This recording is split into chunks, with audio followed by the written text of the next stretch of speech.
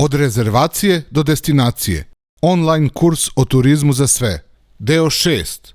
Kako stići do željene destinacije bez barijera. Transport.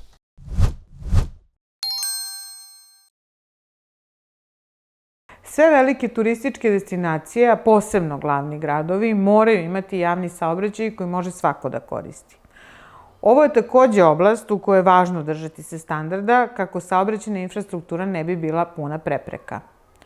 Posebno izazovni trenuci u transportu su ukrcavanje i iskrcavanje putnika, pogotovo kada prevozno sredstvo nije prilagođeno ili uređaji nisu u funkciji ili kada je sve podešeno, ali osoblje nije adekvatno obučeno da ih koristi, što se često dešava.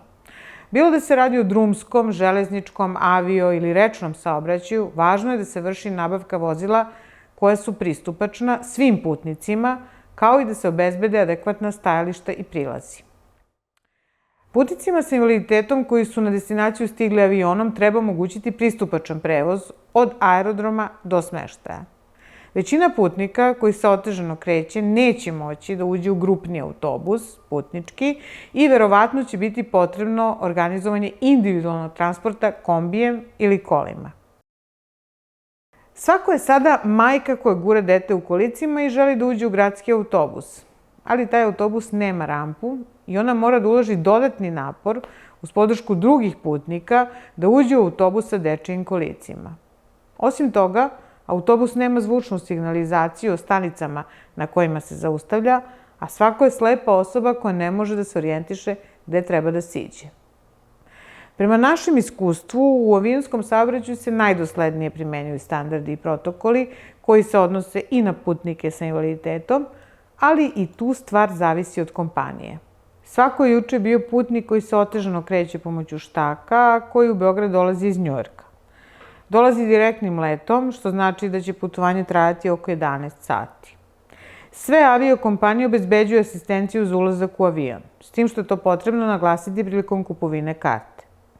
To znači da osoblje aerodroma asistira putniku koji se otežano kreće da sedne na uska, specijalna kolica kojima se prolazi između sedišta aviona i dolazi do određenog sedišta. Ta uska kolica kod nekih aviokompanija nisu sastavni deo opreme aviona. Svako to zna i zabrinut je kako će na letu Njujork-Beograd otići u toalet.